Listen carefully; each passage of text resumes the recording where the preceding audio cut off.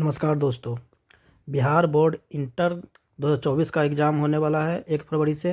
तो जिन जिन लोगों का आर्ट्स यानी हिस्ट्री सब्जेक्ट है उन लोगों के लिए एक 2 नंबर का लघु उत्तरीय प्रश्न जो होता है 2 नंबर का वो क्वेश्चन बहुत ही इंपॉर्टेंट क्वेश्चन है। 5 डेज के लिए आप इस 5 मिनट निकाल कर बस आपको ये वीडियो देखना है और आपको ये क्वेश्चन को याद करके जाना है। आपके लिए बहुत ही इम्पोर्टेंट होगा। समय काफ़ी कम है और बच्चों को समझ में नहीं आ रहा कि कौन सा क्वेश्चन याद करे कौन सा नहीं, इसलिए ये सारे इम्पोर्टेंट क्वेश्चन आप लोगों के लिए लेकर आया हूँ, इसलिए आप अच्छा से इसको याद कर लीजिएगा। आपका फर्स्ट क्वेश्चन है, हड़प्पा सभ्यता के प्रमुख देवताओं एवं धार्मिक प्रथाओं की विवेचना करें। तो हड़प्पावासी बहुत देववादी और प्रकृति पूजक थे। वो बहुत सारे देवी देवता को मानते थे। मातृ देवी उनकी प्रमुख देवी थी। मिट्टी की बनी अनेक स्त्री मूर्तियां जो मातृ देवी की प्रतीक है बड़ी संख्याओं में मिली है। देवताओं में प्रधान पशुपति या आद्य शिव थे।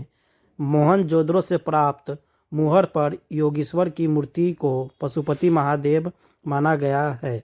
सिंधु भाषी नाग, कुंवर, दार, सांड, लिंग, योनि, पीपल के वृक्ष की भी पूजा करते थे।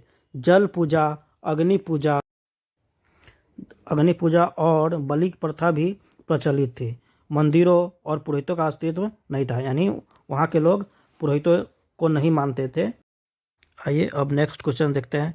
कार्बन 14 विधि से आप क्या समझते हैं?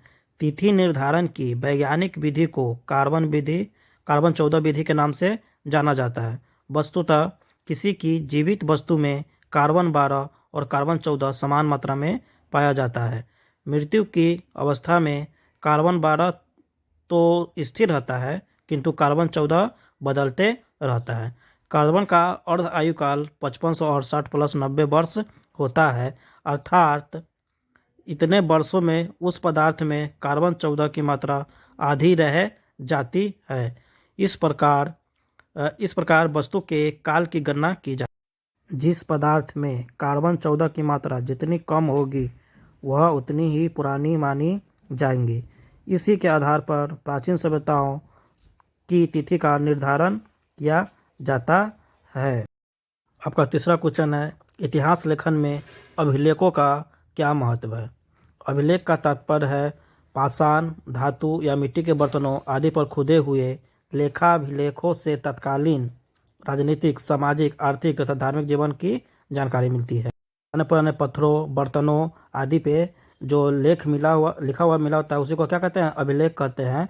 और उससे हम लोग क्या जानकारी प्राप्त होती है? राजनीतिक, सामाजिक, आर्थिक और धार्मिक जीवन के बारे में जानकारी मिलती है। अशोक के अभिलेखों द्वारा उसके धर्म प्रचार प्रसार के उपाय, प्रशासन, मानवीय पहलू आदि विषय के सहज जानकारी प्राप्त कर सकते हैं। इतिहास लेखन में अभिलेख की महत्ता इससे भी स्पष्ट हो जाता है कि मात्र अभिलेखों के ही आधार पर भंडारकर महोदय ने अशोक का इतिहास लिखने में सफल प्रयत्न किया है।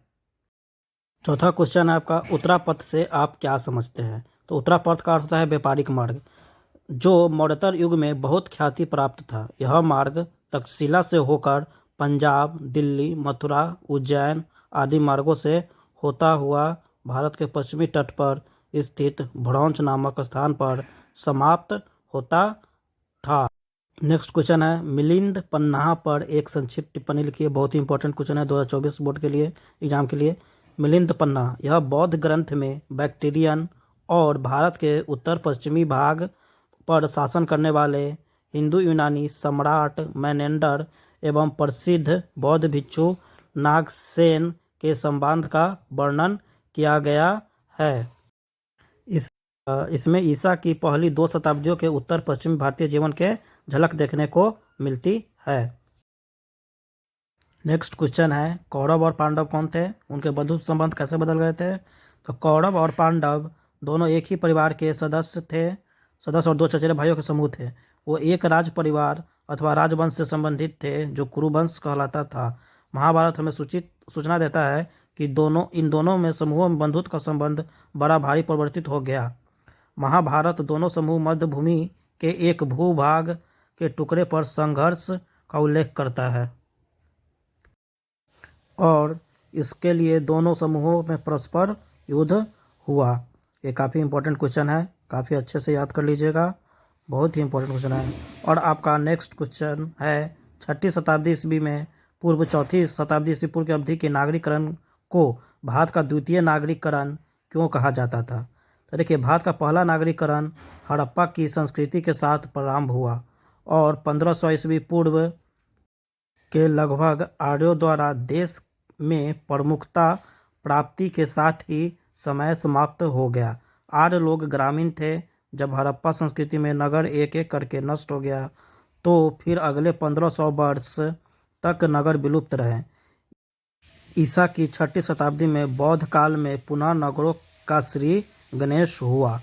अतः 6ठी शताब्दी ईस्वी पूर्व से 4ठी शताब्दी ईस्वी पूर्व तक बौद्ध काल को भारत का अद्वितीय नागरिकरण काल कहा जाता है।